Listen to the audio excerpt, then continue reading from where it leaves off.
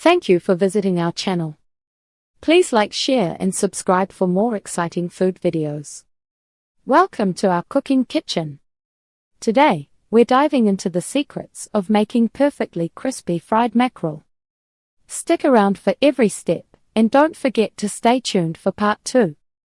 Have you ever walked past a coastal kitchen and caught the scent of fresh fish hitting a hot pan? There is something special about fried mackerel, a dish that combines a deep, savory flavor with a crunch that shatters the moment you take a bite. Mackerel is a nutrient-dense powerhouse that's famous for its high omega-3 fatty acid content. While some people worry about its bold taste, frying it actually enhances its natural richness. The heat transforms the oils in the fish into a savory delight, while the skin crisps up to a golden brown. This guide will walk you through everything you need to know to make restaurant-quality mackerel at home. Whether you're a beginner or a veteran in the kitchen, you'll find that getting that perfect crust is easier than it looks. Choosing the best fish and preparing it for the pan. The success of your meal starts long before you turn on the stove. When you head to the market, your primary goal is to find the freshest fish available. Fresh mackerel has a distinct, clean smell rather than a heavy fishy odor. Look closely at the eyes. They should be clear and bulging rather than sunken or cloudy. The skin should shimmer with a metallic sheen, and the flesh must feel firm when you give it a gentle poke with your finger. If you see dull scales or soft patches, keep looking. Once you bring your fish home, the preparation phase is what determines how well it will fry. If you bought whole fish, you'll need to clean it thoroughly by removing the insides and rinsing the cavity with cold water.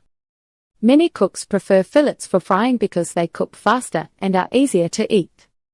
If you're working with fillets, take the time to run your finger along the center to check for small pin bones. You can easily pull these out with kitchen tweezers. The most important step for a perfect crunch is removing moisture. Use paper towels to pat the skin and flesh until they are bone dry. If the fish is damp when it hits the oil, it will steam instead of sear. This results in soft, rubbery skin rather than the brittle, golden crust everyone loves. You might even want to let the fish sit uncovered in the fridge for 20 minutes to air dry further. This small effort makes a massive difference in the final texture of the dish. Should you use fresh or frozen mackerel? You might wonder if you have to buy fresh fish every single time. While fresh mackerel offers the most vibrant flavor and the firmest texture, frozen fillets are a fantastic budget-friendly alternative. Modern flash freezing technology does a great job of locking in nutrients and taste right at the source. If you go with frozen, the secret is in the thawing process. Never use a microwave or hot water to speed things up, as this ruins the delicate cell structure of the meat. Instead, place the frozen fish in a sealed bag and let it sit in the refrigerator overnight. This slower transition keeps the flesh intact and prevents it from becoming mushy.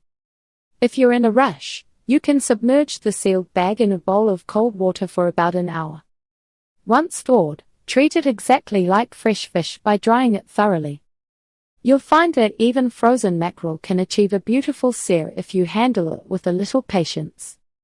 Simple seasonings for maximum flavor. That's it for part 1. You've learned the basics of choosing and prepping your mackerel.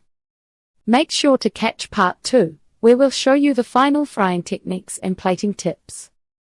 Thank you for watching. Please remember to like, share and subscribe.